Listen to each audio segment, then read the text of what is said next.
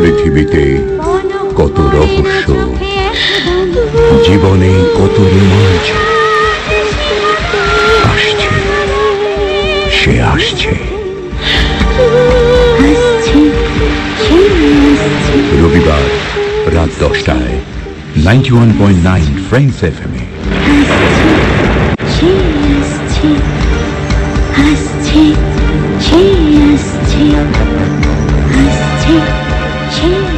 রহস্য রহস্য রহস্য। সকাল নেই, দুপুর নেই, বিকেল নেই, সন্ধে নেই, রাত্রিরের ঘুম পর্যন্ত ছুটে গেছে প্রায়। শুধু রহস্য কাহিনীর তল্লাশ চালিয়ে যাচ্ছি সারা সপ্তাহ জুড়ে। কি না, তোমার মনে স্টেশনে পৌঁছতেই হবে রবিবার ঠিক রাত 10টায়। সেখানে এক সপ্তাহের প্রতীক্ষা বুকে নিয়ে উৎকর্ণ হয়ে বসে আছে আমার রহস্য রোমাঞ্চের শ্রোতা বন্ধুরা। সবাই মনে গুনগুন করছে সেই গান।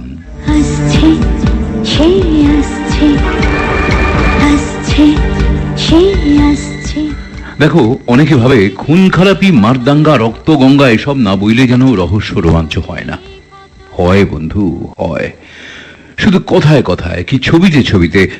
হ্যাঁ গো, ছবিতে কি রহস্য যে লুকিয়ে থাকতে পারে ইজেলে ধরা ক্যানভাসের ছবিতে, কল্পনাও করতে পারবে না।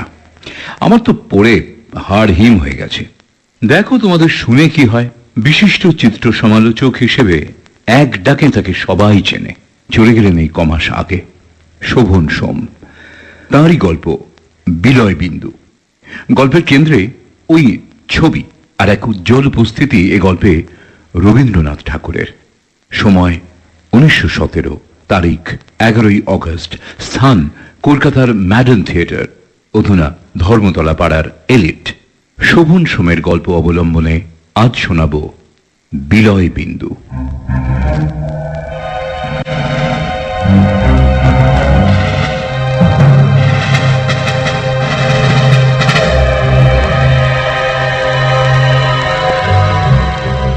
রঘুকুলপতি বসুরায় চৌধুরী হালের উঠতি বাঙালি ব্যবসায়ী। বংশানুক্রমে তিনি আভিজাত্যের উত্তরাধিকারী পেয়েছিলেন তদুপযোগী জমজমাট একটা নাম। কিন্তু তার বাবার আমলে বৃত্তির তলানিটুকু অবশেষ ছিল না। রঘুকুলপতি করিতকর্মা মানুষ।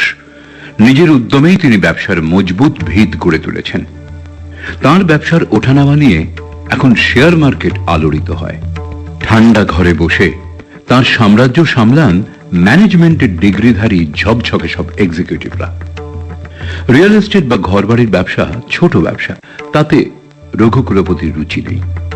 কিন্তু বাল্যবন্ধু চিত্তপ্রকাশকে দেনার দায় থেকে বাঁচাবার জন্য দক্ষিণ পার্ক স্ট্রিট অঞ্চলে তিনি চিত্তপ্রকাশের 8 বিঘে জমির ওপর সেকেরের তেতলা বাড়িটা বেশ দাম দিয়েই কিনে ফেলেছিলেন। এককালে এই অঞ্চলটা দিব্যি নিরিবিলি ছিল, আর সম্ভবত এই বাড়িটাই ছিল এখানকার সবচাইতে উঁচু বাড়ি। ইদানিং রিয়েল এস্টেটের হিড়িকে চারদিকে জিরাফের মতো গলা তোলা উঁচু উঁচু বাড়ির সারি এই বাড়িটাকে একরকম ঘিরেই ফেলেছে। রঘুকুলপতি ঠাকুরদার বাবা যখন আমহা স্ট্রিটে চকমেলানো বাড়ি তুলেছিলেন, তখন এই অঞ্চলটা ছিল দেশি আভিজাত্যের, যাকে বলে শাকিন মোকাম।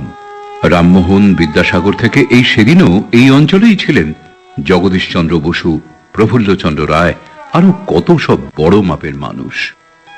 কিন্তু হালে আভিজাত্য ঠিকানা বদলে উত্তর থেকে দক্ষিণ মার্গী হয়েছে। ঠিকানাটাও আভিজাত্যের একটা লক্ষণ, যা ঠিক জায়গায় না থাকলে অনেক কিছু এসে যায়। বন্ধুকে বাঁচাতে গিয়ে এই বাড়িটা কেনার পর রঘুকুলপতির মাথায় হঠাৎই ঠিকানা পাল্টাবার চিন্তাটা চাড়া দিয়ে ওঠে।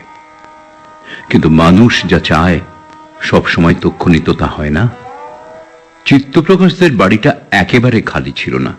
এক থুরথুরে বুড়ো, যার বয়সের কোনো গাছপাথর নেই, সাতকুলে কেউ আছে কিনা তারও কোনো ঠিক ঠিকানা নেই, এহেন একজন ভাড়াটে ওই বাড়িটার তেতলার পেছনের কোণের ফ্ল্যাটটাতে পাঁজর বেরোনো বাড়ির ফাটলে গজানো জেদি অশ্বত্থ গাছের মতো একেবারে শেকড় গেড়ে বসেছিলেন।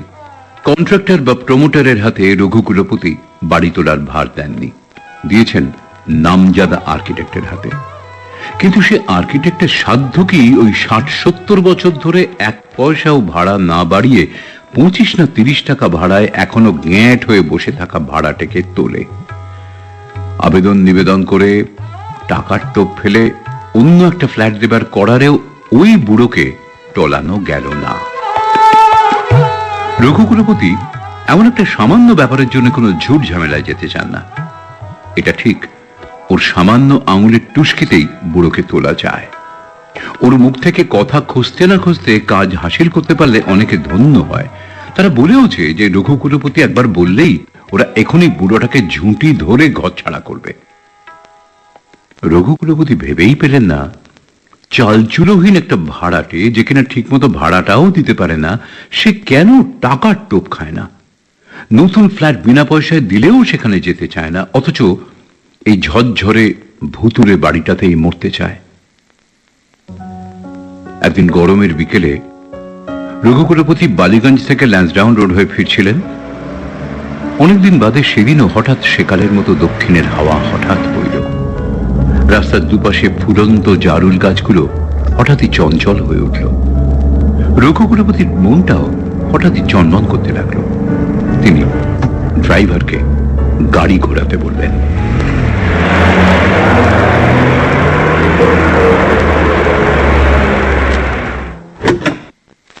মালিককে আচমকা আসতে দেখে হাতের খৈনি ফেলে হন্তদন্ত হয়ে ছুটে এলো দারোয়ান।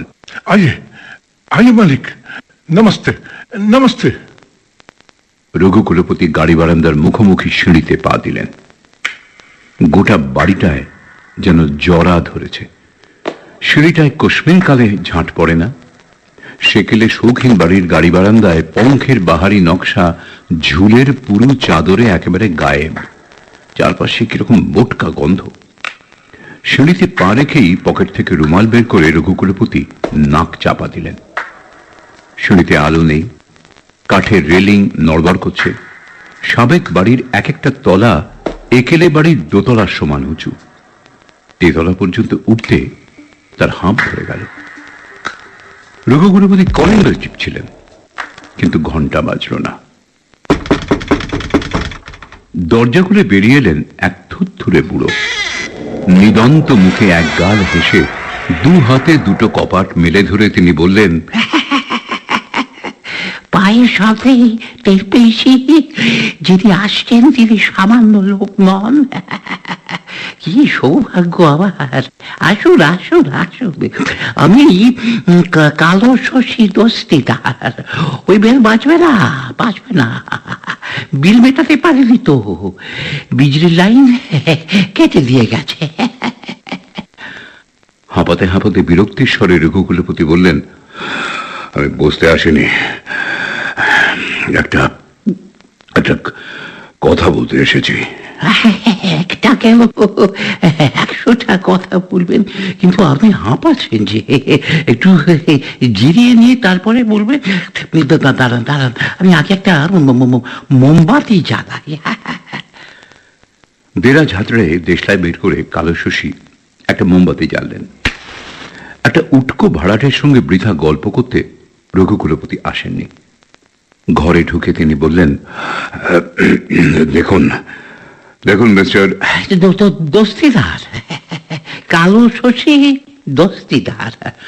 হ্যাঁ মিস্টার দস্তিদার, আপনি তো জানেনই যে এখানে আমি একটা বাড়ি তুলতে চাই। হ্যাঁ, বিলক্ষণ জানি। আপনার লোক এসেছিল তো আমার কাছে। আপনি আপনি আমাকে উঠে গেলে টাকা দেবেন, হ্যাঁ, ফ্ল্যাট চাইলে ফ্ল্যাট দেবেন। আপনি সদাশয় ভদ্রলোক। তবে দেখুন, আমি আর কদিনই বা বাঁচবো। হ্যাঁ, এই বাড়িতে 1.5 দিন আছি। এর প্রত্যেকটা ইট আমার একবারে হাড়ে মজ্জায় কি বলে গেঁথে গেছে। আমি আমি এখানে মরতে চাই। কটা দিনের জন্য আমাকে দয়া করে বেঘর করবেন না। দোহাই দোহাই আপনার, দোহাই। রঘু কুলপতি আর কথা বাড়ালেন না।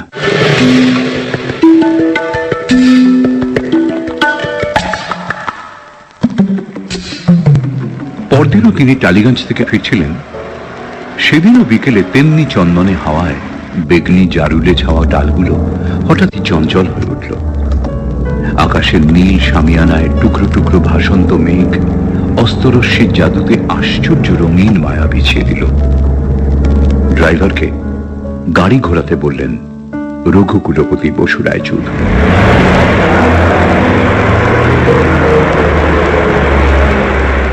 ঠিক আগের দিনের মতোই কালো শশী দরজার দুটো কপাট দু হাতে খুলে এক গাঢ় নিদন্ত হাসি হেসে বললেন, আসুন আসুন আসুন, 2 মাস 2 মাসের ভাড়া আজ জোগাড় করেছি, কালে গিয়ে দিয়ে আসতুম।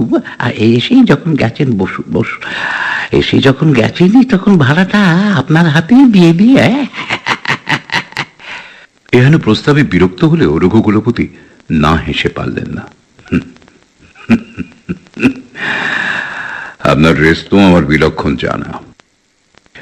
শুনুন, ছুঁচো মেরে আমি হাত গন্ধ করি না, বরং আমি আপনাকে বেশ কিছু টাকা দিচ্ছি, আপনি ফ্ল্যাটটা ছেড়ে দিন। মোমবাতির আলোতেও রঘুকুলপতি দেখতে পেলেন বৃদ্ধের মুখ কঠিন হয়ে উঠল। কালো শশী বললেন, দেখুন, আমি খেটে খাই, কারো দয়া দাক্ষিণ্যে শেষ কটা দিন আমি বাঁচতে চাই না। খেটে খান? এ বয়সেও? কি করেন আপনি? ছবি আঁকি, ছবি আঁকি, ছবি বেচে খাই। ছবি আঁকেন? ছবি আঁকার পয়সায় চলে? চলে যায়। আমি ভিয়েনা একাডেমিতে ছবি আঁকা শিখিয়েছিলাম, বুঝলেন? তখন ইউরোপে ছবি আঁকা শিখতে যাবার খুব হিড়িক ছিল। তো জানেন বোধহয় হিটলার, স্বয়ং অ্যাডলফ হিটলারও ভিয়েনা একাডেমির ছাত্র ছিলেন। রঘুপতি ব্যবসা বোঝেন, ছবি টবি বিশেষ বোঝেন না। মুখ্যমন্ত্রীর ডাক অকশনে গিয়ে তাঁকেও বেশ কড়াক টাকা দিয়ে একটা ছবি কিনতে হয়েছিল বটে। ব্যবসায়ীদের মাঝে সাঝে এমনি করতেই হয়। কিন্তু ওই ছবির মাথামুন্ডু তিনি কিচ্ছু বোঝেননি। তার ধারণায় ছবি বাউন্ডুলেরা আঁকে, ছবি এঁকে জীবনে কিচ্ছু হয় না। রঘুকুলপতি তবু কৌতূহলী হলেন, বললেন, ইউরোপ থেকে আর কিছু শিখে এলেন না? শুধু ছবি আঁকাই শিখতে গিয়েছিলেন? ছবি ছবি শুধু, ওই পোর্ট্রেট, ল্যান্ডস্কেপ এইসব শিখেছি। ও মডার্ন আর্টের হাওয়া যতই উঠুক, বুঝলেন, লোকে এখনো তেমন ছবি চায় যা কিনা দেখে বোঝা যায়। তা আঁকাবেন নাকি? আপনার একখানা পোর্ট্রেট ছবি আঁকিয়ে টাকা দেবেন, সেটা তো তাহলে আর দয়া দেখানো হবে না। রঘুকুলপতি এসব প্রলুব্ধ হলেন। আইডিয়াটা মন্দ না। একে দিয়ে বাবা মা ঠাকুরমা ঠাকুরদার ছবি আঁকিয়ে নিলে মন্দ হয় না। চাকি কাঞ্চন কুন্তলার ছবিও একটা আঁকিয়ে নেওয়া যেতে পারে। কি ভাবছেন? হ্যাঁ, আমি ছবি আঁকি পাশের ঘরে। আসুন আসুন আসুন আসুন না, দেখবেন, আসুন। এখন একটা ছবি আঁকছি চালু, দেখবেন, আসুন আসুন। মোমবাতি হাতে নিয়ে কালো শশী পাশের ঘরের দিকে এগোতেই একেবারে মন্ত্রচালিতের মতো রঘুকুলপতি তাকে অনুসরণ করলেন।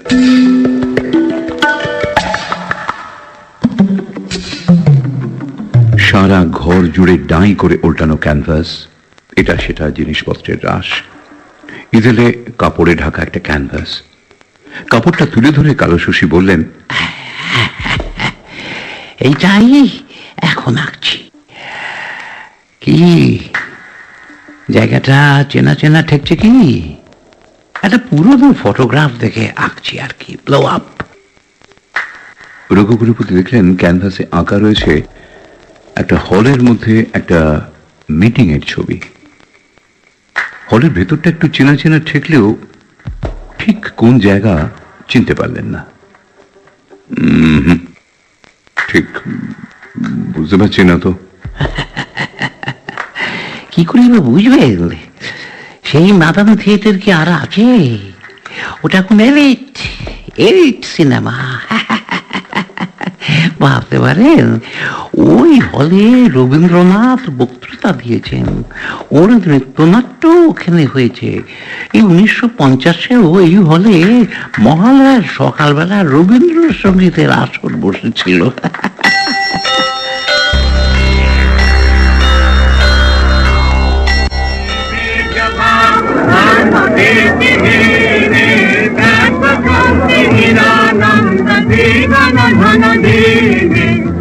রঘুপতির মাথার চুল থেকে পা অব্দি একটা অলৌকিক বিদ্যুৎ শিহরণ খেলে গেল। হঠাৎই তিনি দেখতে পেলেন তিনি নিজে মাদান থিয়েটারে উপচানো ভিড়ের একজন হয়ে দাঁড়িয়ে আছেন। মঞ্চে স্থূলকায় এক ভদ্রলোক এসরাজ বাজিয়ে দলবল নিয়ে গান ধরেছেন, দেশ দেশ নন্দিত করি মন্দ্রিত তব ভেরি। গানের গমকে সারা ঘর গমগম করছে, ঘর ভর্তি মানুষ শুনছে ওই গান।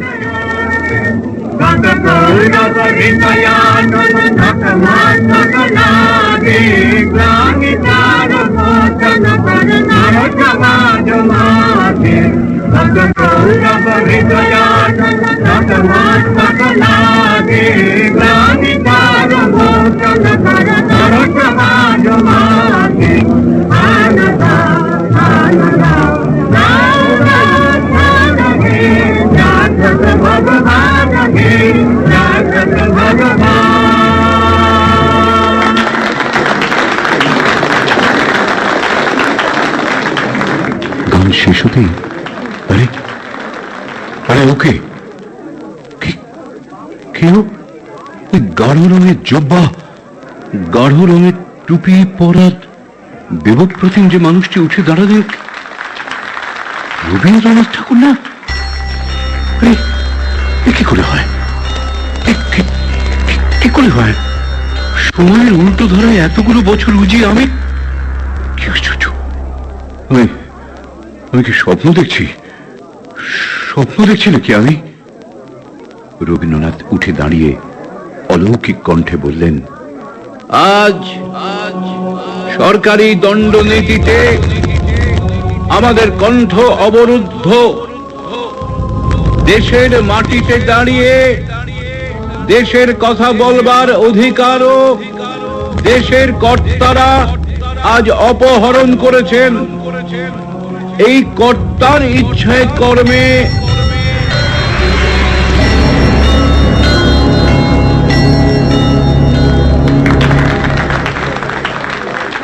সভা শেষ হলে রঘুকুলপতি ভিড় ঠেলে রবীন্দ্রনাথের দিকে এগিয়ে গেলেন। পকেট থেকে ছোট্ট নোট বই আর কলম বার করে তিনি রবীন্দ্রনাথের সামনে অটোগ্রাফের জন্য মেলে ধরলেন। রবীন্দ্রনাথ সেই নোট বই আর কলম হাতে নিয়ে তার অনবদ্য শৈলীতে লিখলেন, শ্রী রবীন্দ্রনাথ ঠাকুর। রবীন্দ্রনাথের পেছন পেছন আরো অনেক জনতার সঙ্গে তিনিও হল থেকে বেরিয়ে আসছিলেন। বাইরে পা রাখা মাত্রই দেখতে পেলেন ইভিরে রাখা বিরাট ছবিটার সামনে তিনি দাঁড়িয়ে আছেন। ঘরে মোমবাতি জ্বলছে আর তার পাশেই দাঁড়িয়ে কালো শশী। মুখে মোমবাতির আলোর কাঁপুনিতে কেমন একটা ভৌতিক আলো ছায়া খেলছে। রঘুকুলপতির হাতে ধরা নোট বই আর কলম, আর নোট বইয়ের খোলা পাতায় রবীন্দ্রনাথের অটোগ্রাফ। একটু আগেই রবীন্দ্রনাথ নিজে ওই অটোগ্রাফ দিয়েছেন।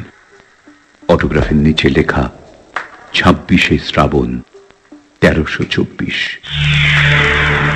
গোটা ব্যাপারটাই অলিক দর্শন বা হ্যালুসিনেশন হতে পারে। পিসি সরকারও তো গোটা ট্রেন ভ্যানিশ করে দেন, কিন্তু এই জল জলে অটোগ্রাফটা তো মেকি নয়। এটা কি করে হলো? কালো শশী তন্ত্র করেন নাকি, যাকে বলে ব্ল্যাক ম্যাজিক? পরপর ভাবনাগুলো ঢেউয়ের মতো এসে পড়ল রঘুকুলপতির মাথায়। কালো শশী ওর বিমূঢ় অবস্থা দেখে হেসে বললেন, শুনুন মশাই, যা দেখেছেন তাতে এক চিলতে জাদু নেই। সব সত্যি, সব। There are more things in heaven and earth than are dreamt of in your philosophy. কথাটা আমার নয়, শেক্সপিয়ার, উইলিয়াম শেক্সপিয়ার সাহেবের। এই মাত্র আপনি 1917 11 আগস্টে দেওয়া রবীন্দ্রনাথ ঠাকুরের স্পিচ শুনে এলেন। আর এভিডেন্স তো আপনার হাতেই রয়েছে, কি নেই?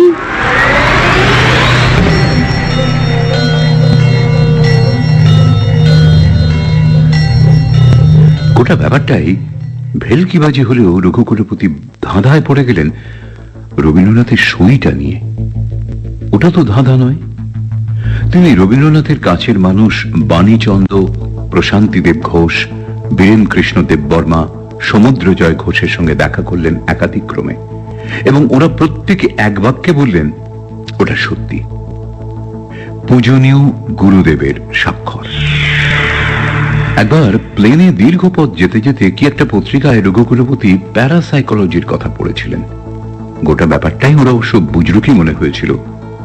দুধে ব্যবসায়ী রঘুকুলপতি জীবনে এই প্রথম সত্যিকার একটা সমস্যায় পড়লেন। জীবনে কখনো রঘুকুলপতি হারতে শেখেননি। কোন এক সেকেলে বুড়ো কালো শশী, আহারে কি বাহারের নাম, তাকে কিনা ভেলকি দেখাবে আর তিনি ঠকবেন না, তা তো হবে না। রইল পড়ে কালো শশীকে উচ্ছেদের চিন্তা। বাড়ি তোলা তো দূরস্থান। তিনি আর্কিটেক্ট কোম্পানিকে বলে দিলেন কিছুদিন বাড়ি তোলার কাজ মুলতবি রাখতে। আগে তিনি এই সমস্যার সমাধান করবেন, তারপর বাড়িটারি হবে কোন।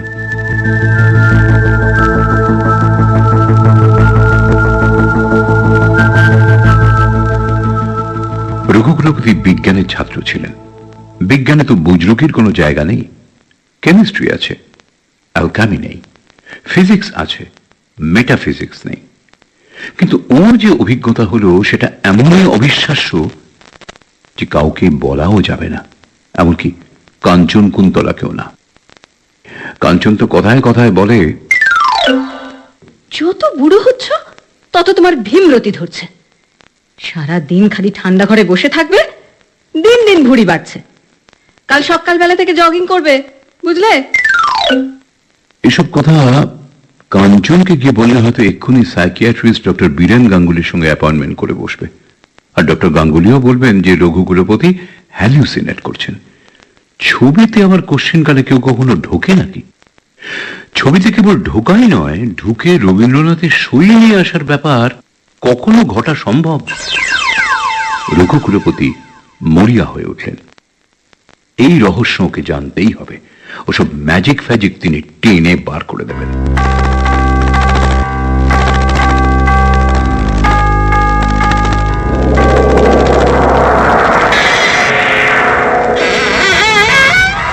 একগাল নিদন্ত হাসি হেসে কালো শশী বললেন,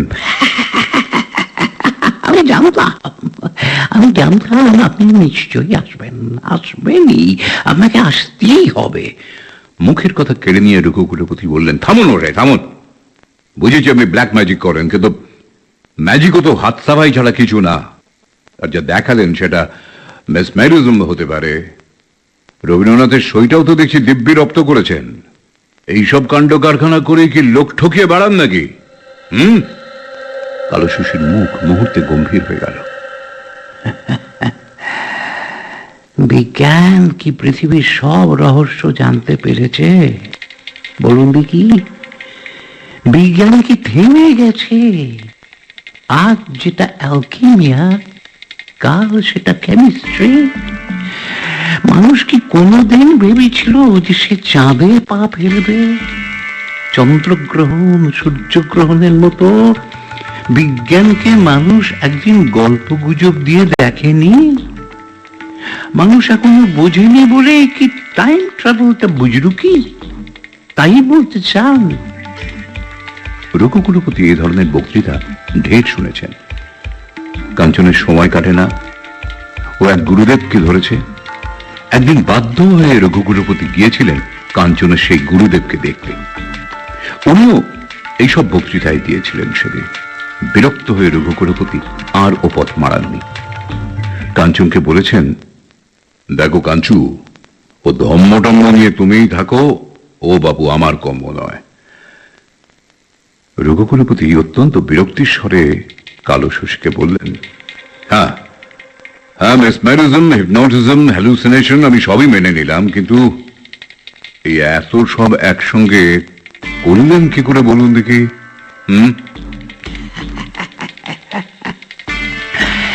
আপনি নিজেই বোধহয় জানেন না যে সেদিন আপনি যা দেখিয়েছিলেন ওসব হাজারে একজনও দেখতে পায় না। কোটি কোটি কোটিতেই হয়তো এক আধজন দেখে। আসলে আসলে কি জানেন, দেখাটা তো কেবল চোখ দিয়ে দেখা নয়, দেখাটা একটা মুহূর্তকালের ব্যাপারও নয়, আর নিছক একটা মেকানিজমও নয়। আপনি দেখতে পান না বলে কি একটা বিশেষ জিনিসের অস্তিত্ব নেই? হ্যাঁ বলুন।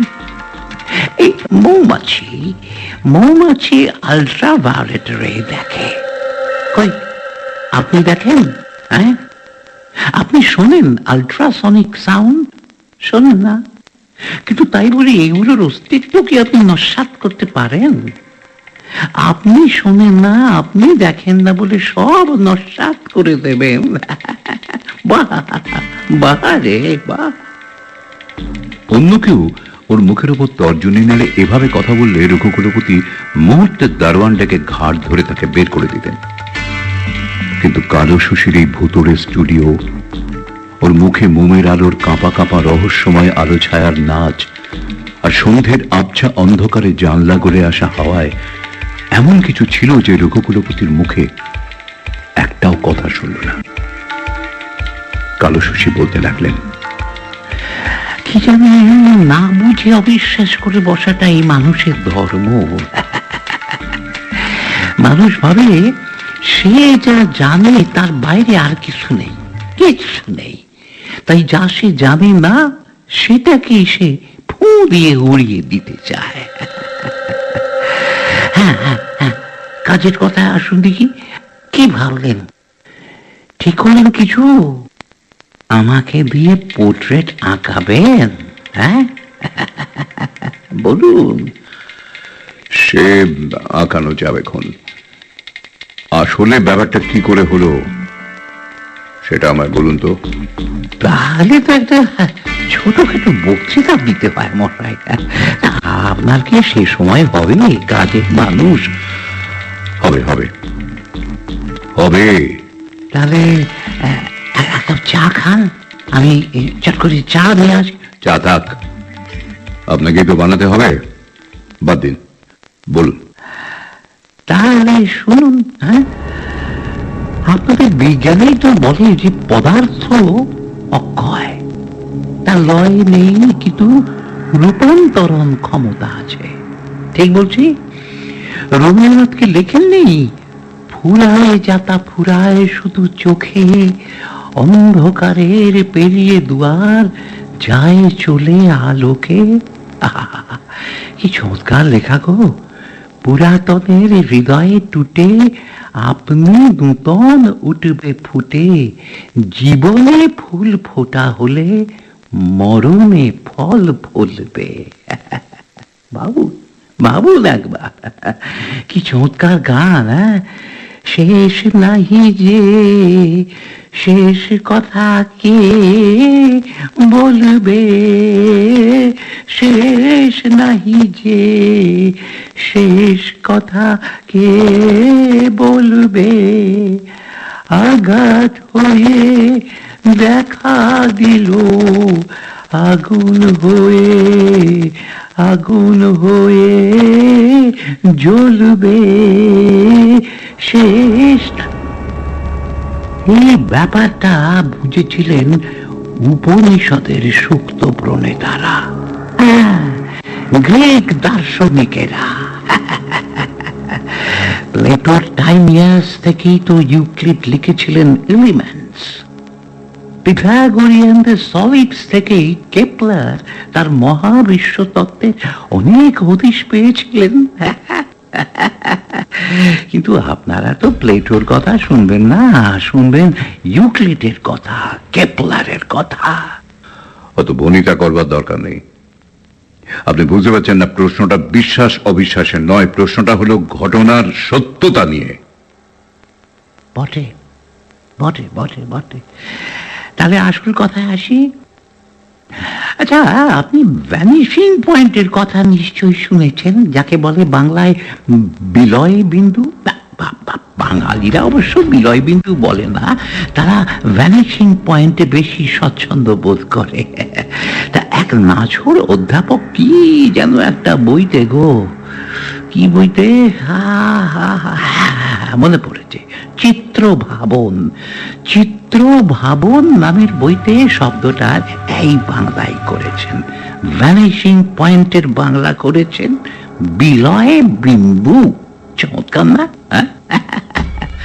হ্যাঁ, আর্কিটেকচারাল ড্রয়িং এ ভ্যানিশিং পয়েন্ট ব্যবহার করা হয়।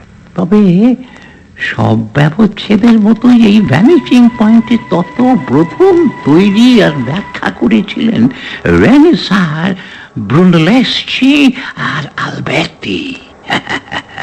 ওরা বলেছিলেন কস্ত্রুজিও লেজিতিমা, কাগজ বা পটের সমতল ক্ষেত্রে গভীরতা বা দূরত্বের ধারণা তুলে ধরতে পার্সপেক্টিভের দরকার হয়। এই পার্সপেক্টিভের রহস্যই হচ্ছে ভ্যানিশিং পয়েন্ট। পার্সপেক্টিভ সেন্স না থাকলে হুবহুর ধারণা দিয়ে ছবি কখনো আঁকা যায় না। আপনি জানেন, রোমানরা নাকি এমনই ফল আঁকতেন যাতে এসে পাখিরা ঠোকরাতো। হ্যাঁ, তাদের আঁকা ফুলে মশাই মৌমাছি নাকি এসে বসতো। অবশ্য সব এক ধরনের অতিরঞ্জনই বলতে পারেন, কিন্তু সে একটা যুগ ছিল যখন অতিরঞ্জনটাই ছিল প্রশংসার নামান্তর। যাকে যাকে যাকে ধান ভান্তে শিবের গীত থাক। আপনি রেল লাইনের মধ্যখানে দাঁড়িয়েছেন কখনো? হ্যাঁ। কি দেখেছেন বলুন? দুটো সমান্তরাল রেল লাইন দূরে একটি বিন্দুতে মিলিয়ে যায়নি। হ্যাঁ, কিন্তু আসলে কি তা যায়? যায় না, যায় না। তো আমরা মিলিয়ে যেতে দেখি। ওই বিন্দুটি হচ্ছে ভ্যানিশিং পয়েন্ট। ওই ভ্যানিশিং পয়েন্ট আছে বলেই আমরা মশাই স্পেসের দূরত্ব ধরতে পারি। একটা জিনিস যতটা দূরে রয়েছে ওটাকে ধরবার জন্য অতটুকুই হাত বাড়াই। ভাবুন তো যদি পার্সপেক্টিভ না থাকতো, বিশ্ব জুড়ে কি ধুমধুমার কাণ্ডটাই না ঘটতো। কতটা পা ফেললে টুক টুক টুক টুক করে সিঁড়ি দিয়ে নামা যাবে। ঢিল ঠিক কতটা জোরে ছুঁড়লে গাছের থেকে কাঁচা আমটি পাড়া যাবে। আর ক্লে পিজিয়ন কতটা দূরে আছে সেটা তাহলে আমরা বুঝতেই পারতাম না। তখন সেটা কি হতো? সেটা হয়ে যেত টপসি টার্ভি।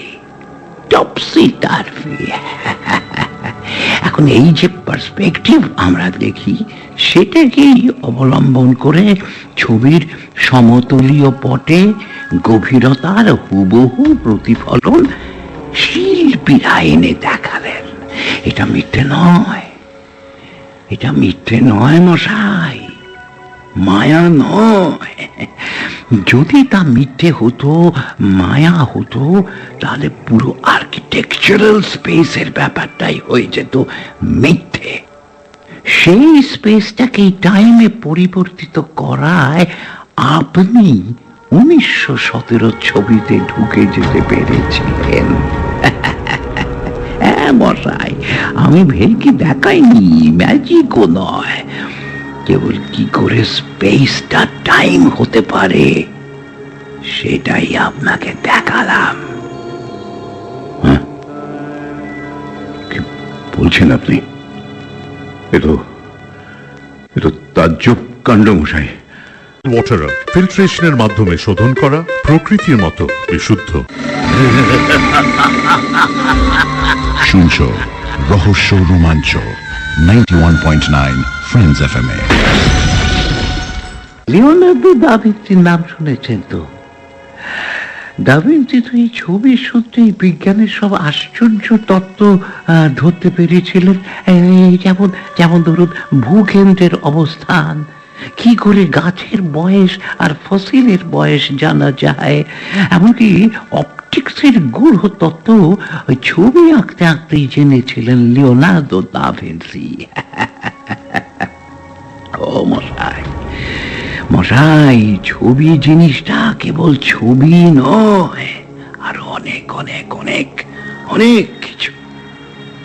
তাহলে তাহলে কি এইভাবে একমাত্র পেছনে যাওয়াই সম্ভব?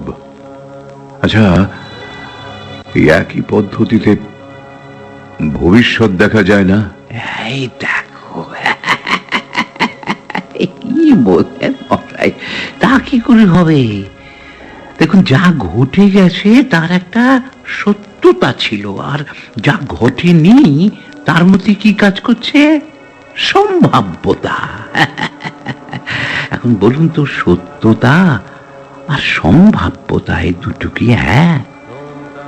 কত তারাই তো মরে গেছে, কিন্তু মরে যাওয়ার পরেও কি করে ওই সব তারার আলো আলোক বর্ষ অতিক্রম করে দেখা যায় বলুন তো?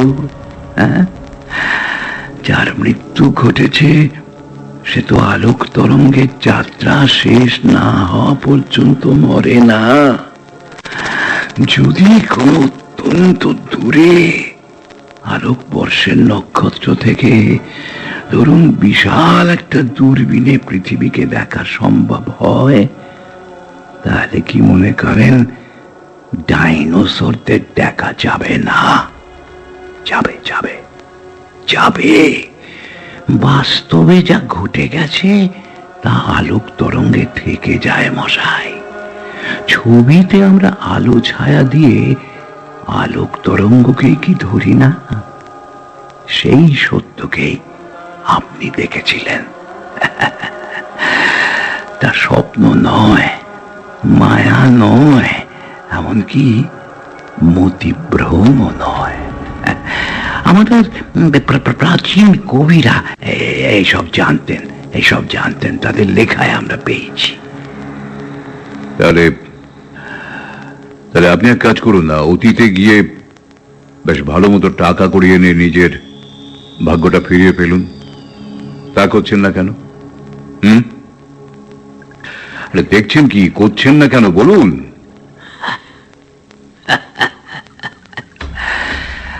না, আর সে সাহস নেই। আর সাহস কেন বলি, ইচ্ছেও নেই। যাক যাক যাক, ওসব যদি আপনার অন্য কোনো মনোবাঞ্ছা থাকে বলবেন, একে রাখবো। ও মশাই, প্লেনে করে তো কত জায়গাতেই যান, কত খরচা করেন, ছবিতে ঢুকে না হয় কালও ভ্রমণ করবেন? হ্যাঁ, তো একটা কথা, দোহাই মশাই, দোহাই, আপনার যে কটা দিন বাঁচি এই বাড়ি থেকে আমাকে দয়া করে উচ্ছেদ করবেন না। আমার এই কথাটি কিন্তু রাখতেই হবে আপনাকে। বয়স হয়ে গেছে, নড়াচড়া করা মুশকিল। বয়সে আর কোন চুলোয় যাই বলুন দেখি? হ্যাঁ, কোন চুলোয় যাই? রঘুকুলপতি এরপর সময়ে পিছিয়ে গিয়ে সেজানের আঁকা এমন একটা স্টিল লাইফ নিয়ে এলেন, যেটা নাকি কোন এক সময় খোয়া গিয়েছিল, অন্তত বইতে তাই লেখে। সদবির ক্যাটালগে রঘুকুলপতি রেখেছেন সেজানের একটা ছবির দাম এখন অন্তত $6 কোটি। শিল্পী ঐতিহাসিক ভুবন হোম জানালেন, এই ছবির দাম ডলার দিয়ে মাপা যায় না। এই ছবি অবিলম্বে ইনশিওর করে ব্যাংকের ভল্টে রাখা উচিত। রঘুকুলপতি কিন্তু সে সাহস পেলেন না। ব্যাংকের ভল্টে রাখতে গেলে ওটার ইতিহাস কি করে পেলেন সব জানাতে হবে।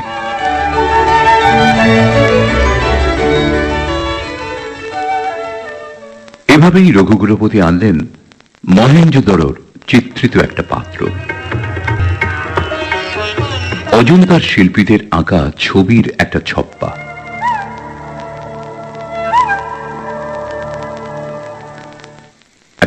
খাঁটি সোনার আকবরী মোহর, যা পুরাতত্ত্বের আইন মোতাবেক অ্যান্টিক এবং জাতীয় সম্পত্তি। হেলহেডের বাংলা ব্যাকরণের প্রথম সংস্করণের একটি অক্ষত কপির জন্য জাতীয় গ্রন্থাগার 2 লাখ টাকা দিতে চাইল।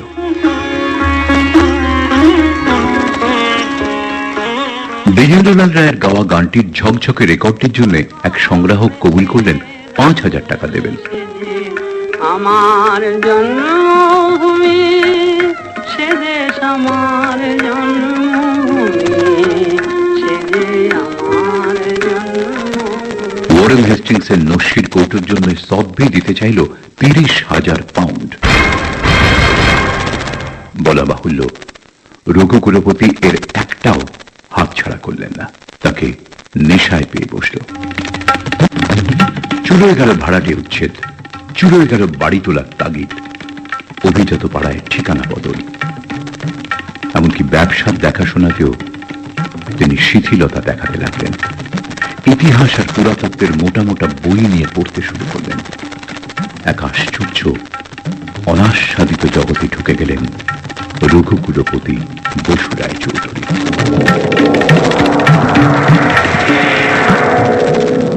বসু রায়চৌধুরী পরিবারের ঐশ্বর্য আর বৈভবের যে প্রাচুর্য, তার উৎস রঘুকুলপতির পারিবারিক ব্যবসায় নবপ্রাণ সঞ্চার। এই প্রজন্মের দায়বদ্ধতায় পর্যবেক্ষণ এবং বিচার বিশ্লেষণের সূক্ষ্ম পারিপাট্যে সাফল্য এবং সার্থকতার যে নব উন্মেষ, তার শিরোমণি যে রঘুকুলপতি, সে বিষয়ে বিন্দুমাত্র সন্দেহের অবকাশ নেই কারো। রঘুকুলপতি যারা কাঞ্চনকুন্তলাও সে কথা বিলক্ষণ জানতেন, মনে প্রাণে বিশ্বাসও করতেন। স্বামী যে পুরোদস্তুর সংসারমুখী নন, বহুলাংশে বহির্মুখী, সদর্থে ব্যবসা এবং প্রতিপত্তি বিলাসী, তাও তার অবিদিত ছিল না। এছাড়াও দীর্ঘদিন ইত্যাকার জীবন অতিবাহিত করার সূত্রে এমতো অবস্থা তিনি মান্য করেই ক্ষান্ত এবং শান্তও ছিলেন। অধুনা স্বামীর এই বহুমাত্রিক পরিবর্তন কাঞ্চনকুন্তলার দৃষ্টি এড়াল না। গুরু ব্রহ্মা গুরু বিষ্ণু গুরুদেব মহেশ্বর গুরু সাক্ষাৎ পরম ব্রহ্ম তস্मै শ্রী গুরবে নমঃ। অখণ্ড মুণ্ডাকারং ব্যক্তং যেন চরাচরং তৎপদং দর্শিতং। বহুদিনই তিনি গুরু অন্তঃপ্রাণ, শ্রী গুরবে নমঃ। সৎসঙ্গ ইদানিং তার জীবনের অনিবার্য অনুষঙ্গ। জ্ঞানাঞ্জন শলাকায়া চক্ষুরুন্মিলিতং যেন তস্मै শ্রী গুরবে নমঃ। তবে যতই তিনি গুরু গুরু করুন আর সৎসঙ্গে অঙ্গ ভাসান, দুটি ভুরুর মধ্যবর্তী স্থান কুঞ্চিত হল প্রয়োজনের অতিরিক্ত। কপালে পড়ল অনাবশ্যক কিছু ভাঁজ। কাঞ্চনকুন্তলার দীর্ঘ বিবাহিত জীবনে এই প্রথম। আশ্চর্য, কথা নেই বার্তা নেই, মানুষটার হলো কি? এই সেদিনও যতটুকু সময় বাড়িতে থাকতো, তার মধ্যে ব্যবসার কাজে এ আসছে সে আসছে, একে ফোন তাকে ফোন, লোকজন এখানে পাঠানো ওখানে পাঠানো, সেসব বন্ধ। কি কি সব জিনিস যে আজকাল বাড়িতে নিয়ে আসছে, থেকে বা আনছে খুঁজে খুঁজে ভগবানই জানেন। শুধু কি আনা, 3 তলার উত্তরের ঘরখানাতে ইনি সব ঢুকিয়ে ফেলে, আর সভ্য সময় সে ঘর তালা বন্ধ। একদিন ধরে দেখে আসছে, ব্যবসার কাজে যা যা না লাগবে ওর ধারণায় সে সবই নাকি ছাই পাশ। কেন যে সে রাজ্যের ছাই পাশ এখন চোখে ধনের মতো আগলানোর বাতিক হলো, কে জানে বাবা। যে মানুষ জিজ্ঞেস করলে একটাও সদুত্তর পাবো না, সে আমি বিলক্ষণ জানি না, ভাবিয়ে তুললে দেখছি। কাঞ্চনকুন্তলার ভ্রুমধ্য যতই কুঞ্চিত হোক, কিংবা অবিন্যস্ত বক্ররেখা কপালে যতই জমাট বাঁধুক, এই বয়সে রঘুকুলপতির যে কোনো চিত্তবৈকল্য ঘটবে এমন আভাস তার চরম দুঃস্বপ্নেও আসার কোনো সম্ভাবনা ছিল না।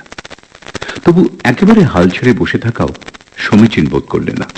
একদিন সুযোগ পেয়ে কাঞ্চনকুন্তলা বলেই বসলেন, এই শুনছ, চলো না গো, কদিন একটু বাইরে থেকে ঘুরে আসি। বাইরে থেকে মানে? মানে কদিন একটু কোথাও বেরিয়ে আসি, চলো না। অনেকদিন তো। বেড়াতে যাব? তুমি কি খেপে গেলে নাকি? কেন খেপবো কেন?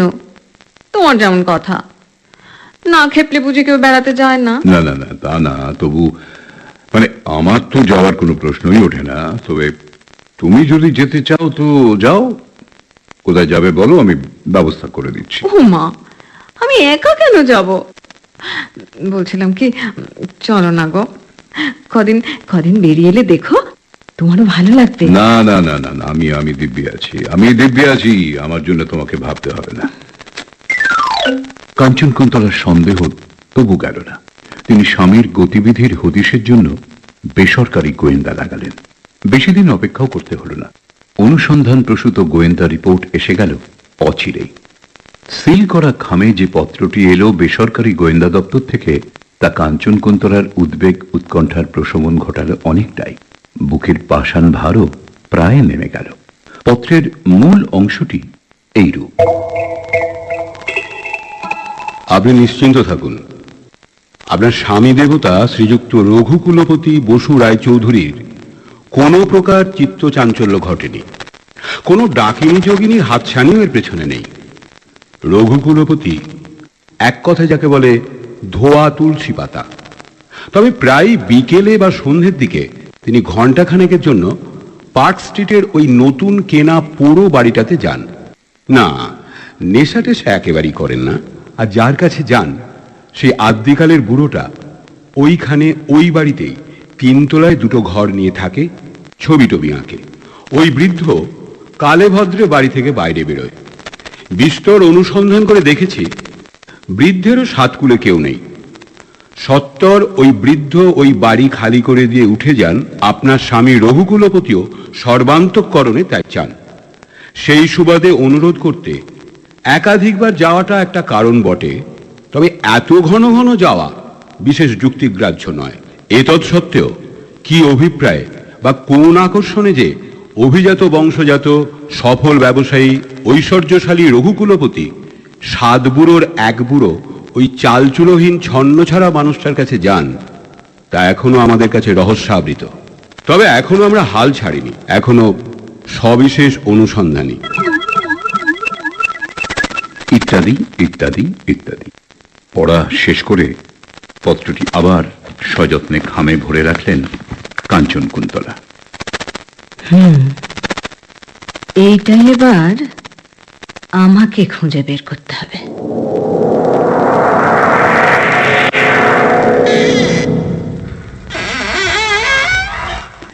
আসুন আসুন আসুন আসুন আসুন।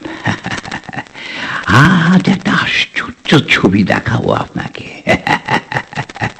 এমন ছবি দেখাবো, কি বলবো, মানে এই অভিজ্ঞতা আপনার আগে কখনো হয়নি, আর জীবনে কখনো হবেও না।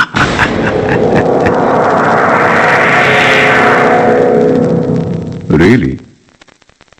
আচ্ছা, যে কেউ কি এভাবে যে কোনো ছবিতে ঢুকে যেতে পারে? এই যেমন আমি মুহূর্তের মধ্যে ঢুকে পড়ি। কথামৃততে পড়েননি? কি বলেছেন ঠাকুর রামকৃষ্ণ পরমহংসদেব? ভারী চমৎকার করে বলেছেন, যার দৃষ্টি আছে কেবল সেই দেখতে পায়, চোখ থাকলেই হয় না মশাই। অধিকাংশ মানুষের দেখাই তো হলো আপনার ওই অন্ধের হস্তির দর্শন। আমরা তো দেখার মতো করে সবকিছু দেখি না, কি বলুন? হ্যাঁ, দেখি না না, তা সত্যি দেখি না। একজন লোক 1 ঘন্টা পথে ঘাটে ঘুরে আসার পর ওকে প্রশ্ন করুন দেখি, কি দেখলেন? দেখবেন সে প্রায় কিছুই দেখেনি। কটা সিঁড়ি সে উঠে এলো সেটাও সে বলতে পারে না। আবার কেউ কেউ আছে যারা চোখ আর মন দুই দিয়েই দেখে, ওরা ঠিক ঠিক দেখতে পায়। এই যে আপনি মশাই, আপনি ব্যবসায়ী মানুষ, হাড়ে মজ্জায় খতিয়ে দেখাটা আপনার স্বভাব। ছবির ভ্যানিশিং পয়েন্টে অভিনিবেশ করে ছবিতে আপনি যেভাবে ঢোকেন সেটা সম্ভব হলো কি করে? আপনি দেখতে জানেন বলেই না। হ্যাঁ, এ হলো একেবারে অর্জুনের মাছের চোখ, বুঝলেন কিনা? মহাভারতের কথা একবার স্মরণ করুন দেখি। অর্জুন দেখতে জানতেন বলে ঘুরন্ত মাছের প্রতিবিম্ব দেখেও লক্ষ্য ভেদ করতে পেরেছিলেন। ঠিক ঠিক বলেছেন, যথার্থ বলেছেন। মানে আমার আমার চোখও তাহলে হ্যাঁ হ্যাঁ, তা একরকম অর্জুনের চোখের কাছাকাছি বই কি। নিজের কৃতিত্বে নিজেই পুলকিত হলেন রঘুকুলপতি। তারিফ শুনলে কে না খুশি হয়। আসলে ভ্যানিশিং পয়েন্টে কিছুই মিলিয়ে যায় না। ওখান থেকে স্পেসের মাপ আমরা করি। রেল লাইনের মাঝখানে দাঁড়িয়ে যেখানে ভ্যানিশিং পয়েন্ট দেখতে পাচ্ছেন, সেখানে পৌঁছে পেছন ফিরে আবার আপনি আগে যেখানে দাঁড়িয়েছিলেন ঠিক সেইখানেই দেখতে পাবেন ভ্যানিশিং পয়েন্ট। ভ্যানিশিং পয়েন্ট আসলে শেষ নয় মশাই, ওখান থেকে আবার নতুন স্পেসের শুরু।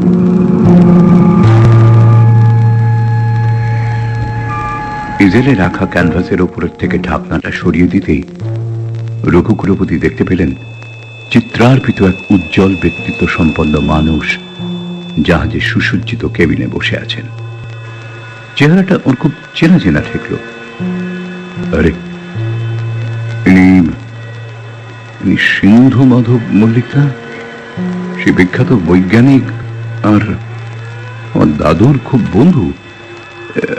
ইনি তো দাদুর সঙ্গে বউবাজারে এক স্কুলে পড়েছেন। দাদুর ফুটবল খেলার বন্ধুদের গ্রুপ ফটোগ্রাফেও দেখেছি সিন্ধু মাধব মল্লিকের ছবি।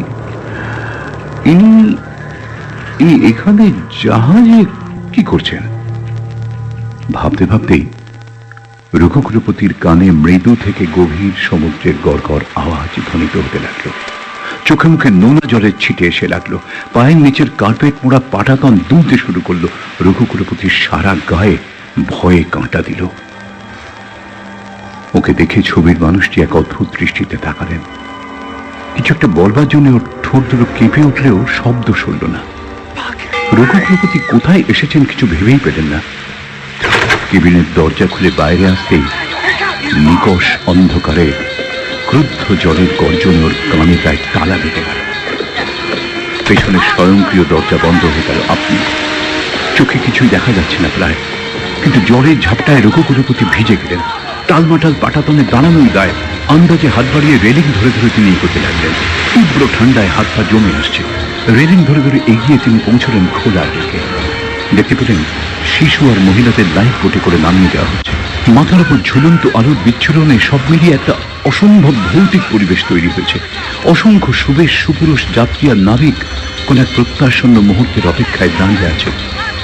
একদিকে বেজে চলেছে একটানা সঙ্গীত, সেই সঙ্গীতের বিদায়ের সুর ছাপিয়ে একটানা বেজে চলেছে পাগলা ঘন্টি। বিমূঢ় রঘুকুলপতির হঠাৎ মনে পড়ল তিনি দাদুর কাছে শুনেছিলেন দাদুর হাফ প্যান্টের বন্ধু সিন্ধু মাধব টাইটানিকের যাত্রী ছিলেন। টাইটানিক ডুবতে সিন্ধু মাধবেরও সলিল সমাধি হয়। আতঙ্কে আর প্রচন্ড শীতে হাত পা শরীর একেবারে হিম হয়ে এলেও রঘুকুলপতি বুদ্ধি হারালেন না। তিনি বুঝতে পারলেন কালো শশী ওকে টাইটানিকে ঢুকিয়ে দিয়েছেন। লোকটা কি পাগল নাকি ইচ্ছে করে এটা করেছে কালো শশী? হায় ভগবান, আমি কেন কেন মরতে ওর ফাঁদে পা দিয়েছিলাম? তখন আমি বেরোবো কি করে আমি? কিন্তু টাইটানিক থেকে তো বেরোতেই হবে আমাকে, যেভাবে হোক বেরোতেই হবে। বেরোবার একমাত্র উপায় যে জায়গায় যে ভ্যানিশিং পয়েন্টে দৃষ্টি নিবদ্ধ রেখে আমি ঢুকেছিলাম আবার সেইখানে ফিরে যাওয়া, সেটাই বহির্গমনের পথ। একমাত্র পথ, এছাড়া আর কোনো পথ নেই। যন্ত্রমশ বাড়ছে, একেবারে হাজার সাপের ঘনার মতো ডেকের ওপর আছড়ে পড়ছে সমুদ্রের ঢেউ। নোনা জলের ঝাপটায় চোখ জ্বালা করছে। কেবিনগুলো যেন কোন দিকে? কেবিনগুলো ওই তো দেখতে পেয়েছি। আরে এতখানি চলে এসেছি। আরে বাবা, আবার ওই রেলিং ধরে ধরে ওইভাবে ফিরে যেতে হবে আমাকে। যেতেই হবে, নইলে বেরোতে পারবো না। বেরোতে হবে। বেরোতে হবে ওকে, বেরোতে হবে। এই তো পেরেছি, পেরেছি, পৌঁছতে পেরেছি ক্যাবিনেট কাছে। কোন ক্যাবিনেট দরজাটা খুলে বেরিয়েছিল আমি? কত নম্বর ক্যাবিন ছিল? কি সর্বনাশ, কি সর্বনাশ! সব কেবিনের দরজাই তো একই রকম, একই ডিজাইনের দরজা, একই রকম হাতল। ঈশ্বর, কোনটা খুলে ডেকে এসেছিলাম আমি সেটাই তো চিনতে পারছি না। চিনতে না পারলে তো বেরোতে পারবো না আমি। কালো টটি, কালো টটি, কি করলে, কি করলে কালো টটি, কালো টটি!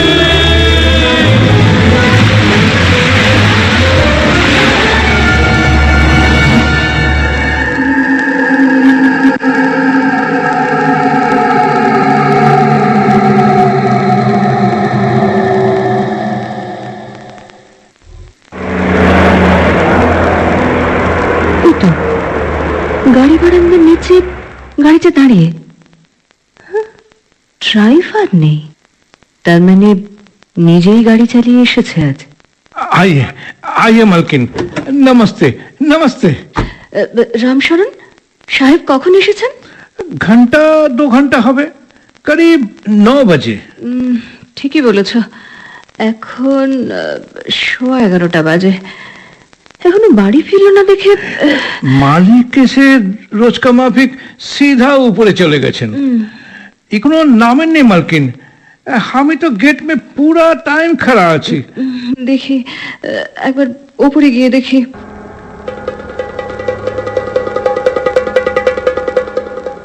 মাকড়সার জাল, চামচিকের ঝাপটা আর আবর্জনার স্তূপ ভেদ করে একটা একটা করে সিঁড়ি পেরিয়ে গোটা চারে ঘুমড়ি খেয়ে কাঞ্চনকুন্তলা গিয়ে পৌঁছলেন 3 তলায়। সামনে দরজা হাট করে খোলা। কাঞ্চনকুন্তলা কলিং বেল টিপলেন, বেল বাজল না। তবে মোমবাতি হাতে বেরিয়ে এলেন এক মান্ধাতার আমলের প্রায় প্রাগৈতিহাসিক বুড়ো।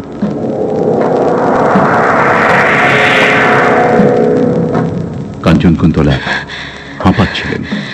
হাঁপাতে হাঁপাতে জিজ্ঞেস করলেন, আমার আমার স্বামী এসেছেন এখানে, কোথায় তিনি? এসেছিলেন বটে, তবে তিনি তো চলে গেছেন। চলে গেছেন? হ্যাঁ। কোথায়? হ্যাঁ, দারোয়ান বলল উনি নিচে নামেননি। কোথায় গেছেন? গাড়ি তো নিচেই রয়েছে। কোথায় গেছেন আমি কি করে বলবো বলুন তো? উনি নিজেই ঢুকলেন আবার নিজেই চলে গেলেন। উনি নিজে চলে গেলেন মানেটা কি? গাড়ি ফেলে যাবেন কোথায়? হ্যাঁ, কোথায় লুকিয়ে রেখেছেন? কোথায় লুকিয়ে রেখেছেন ওকে? হ্যাঁ, আমি লুকিয়ে রাখবো? হ্যাঁ। আসলেন আপনি নিজেই চলতে ফিরতে পারি না ভালো করে, লজ্জরে শরীরটা নিয়ে নড়বড় নড়বড় করছি। আমি ওই 5 মণি লাশকে লুকিয়ে রাখবো, গুম করব। আপনি ডাকুন, পুলিশ ডাকুন, তল্লাশি নিন আপনি। হ্যাঁ হ্যাঁ, আমি দেখবো। সরুন, সরে যান। দুটো মাত্র ঘর, এক চিলতে রান্নাঘর, একটা বাথরুম কাম টয়লেট, বেরোবার সিঁড়ি আর দরজা একটাই। 1 মিনিটেই সরজমিন দেখা হয়ে যায়। কাঞ্চনকুন্তলা কোথাও রঘুকুলপতিকে দেখতে পেলেন না, কিন্তু পাশের ঘরের ইঁদেলে রাখা একটা ছবিতে বসে থাকা একজন মানুষকে দেখে মনের কাঁপা কাঁপা অল্প আলোতেও চমকে উঠেছিলেন কাঞ্চনকুন্তলা। এতই জীবন্ত সে ছবি, কিন্তু ছবি, আসল মানুষটা নেই কোথাও। অথচ গাড়িটা নিচে বাইরে দাঁড়িয়ে গেটের মুখে। তাহলে কোথায় গেলেন তিনি, আর কোন পথেই বা গেলেন? কোথায় গেল? কোথায় গেল মানুষটা? উপরে উঠলো আর নামলো না, এ কখনো হয়? কোথায় গেলে? কোথায় গেলে? কোথায় গেলে তুমি? কোথায় গেলে? চতুর্দিকের পলেস্তারা ওঠা, ইট বার করা, আনাচে কানাচে শেকড় গজানো পুরো বাড়িটার দেয়ালে দেয়ালে প্রতিধ্বনিত হতে থাকলো কাঞ্চন কুন্তলার আর্তনাদ। ওদিকে উন্মাদ কালো শশী এইভাবে আশ্বস্ত হলেন দুর্দণ্ড প্রতাপ রঘুকুলপতি আর কোনোদিনই ওকে উঠে যাবার জন্য তাগিদ দিতে আসবেন না। যেমন বাসনা ছিল ঠিক তেমনি এই বাড়িটাতেই নিশ্চিন্তে মরতে পারবেন তিনি।